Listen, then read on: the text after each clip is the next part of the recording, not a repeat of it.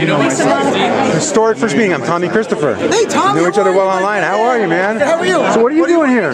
I'm invited to be a participant, and also I'm writing about the Daily Beast. Oh, yeah? So what did you think of the summit? Well, I was only here for today. Yeah. I thought it was, I learned a lot today. It was interesting to see the themes that kept coming up over and over about alienation and lack of economic opportunity can lead to people being radicalized.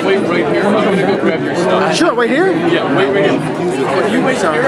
When the Secret Service swept, they took my bag. Oh, yeah? Yeah, because I left for lunch and they didn't tell us that your bag. All right, So wait, why'd they take your bag? because we left, whoever left their bags in here, Secret Service swept before, and we didn't know they were going to sweep. So anyone's bag and everything they took and put upstairs. So it's locked up. My friend George got it in his room. Do you think it's because you guys are Muslim? Well, there's so many Muslims here. It didn't matter. I'm saying they took all your bags. There's like 3 of us. No, everyone else apparently knew. Oh.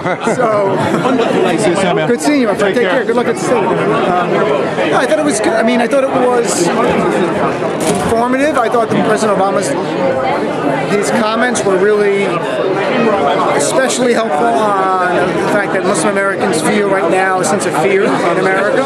Yeah. That they feel a little bit under siege. They feel alone. And the president's comments go a long way on that kind of. I thought he was also very honest about the Muslim community. Not so much in America, internationally, has to play a bigger role. In the U.S., we had panel after panel of Muslim Americans in 3 different cities that are working with law enforcement day in and day out now. It's part of a pilot program which should be expanded. So I think on some level that kind of will undercut that right-wing narrative that Muslims don't want to work with law enforcement while they're in these 3 cities are working hand in hand, and law enforcement is touting the success of this community relations. But it's. What did you think about what he was saying about terrorists using, using, what was the phrase he used? Selectively quoting religious texts and all that, and like. I think President Obama, the Obama administration has been amazingly accurate. It's probably the right way in framing ISIS and Al Qaeda. Like, have you been amazed? Like, I actually was at the briefing today, and I tried to ask Josh Earnest about this. I mean, I did ask him about this. They've got this discipline, this message discipline, never saying radical Islam. You know? Well, I don't think the word radical Islam is going to mean that much in the big picture. I think that it's inaccurate. That's the problem. And I've written about it at least 2 weeks ago or a week ago. There's no such thing as radical Islam. That's a made-up term. There's one Islam.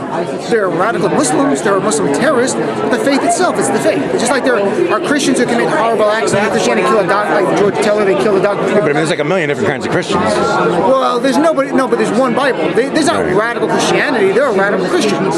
You know, that's what I'm saying. There are individuals who are committing horrible acts in the name of Islam. We can't deny it, and we can't deny they're Muslims.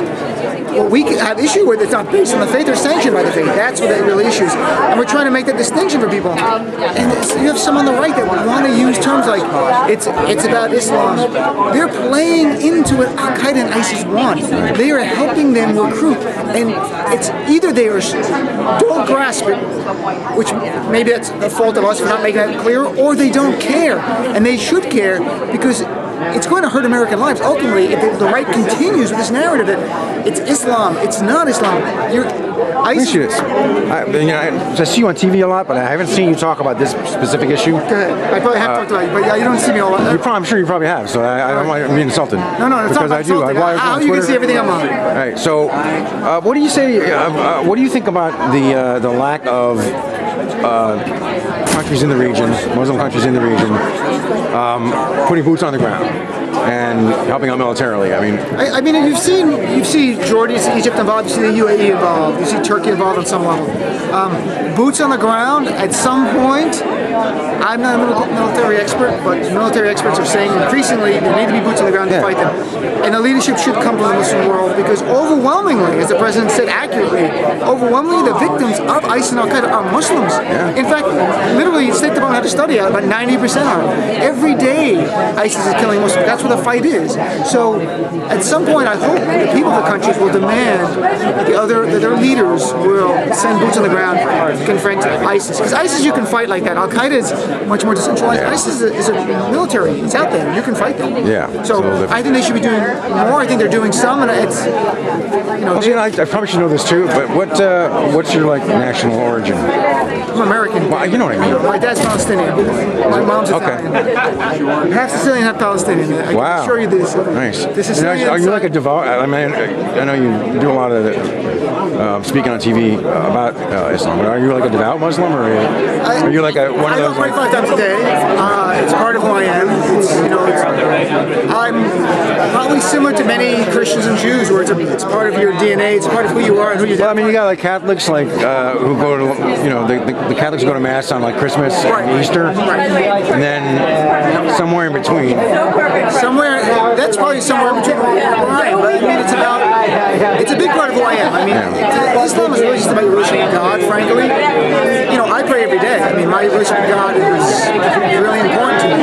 That's what Islam is about, just me submission to God. So on that level, I'm very Muslim, but on the level of dogmatic stuff, I'm not as Muslim as Like, do you do like the kneeling down and then No, I don't facing really, that kind of way? if I do pray, I will, but I don't pray 5 times a day, and that's the way you pray. It's not part of I've never believed that your relationship with God is dependent on these kind of like little dogmatic things. Right. To me, it's more about if you're being a good person, to me, you're being a good Muslim. Or you're being a good person, you're being a good Christian, you're being a good Jew. So that's the key to me. That stuff doesn't matter as much. And then I scrolled and I realized someone had All right, man, thank you.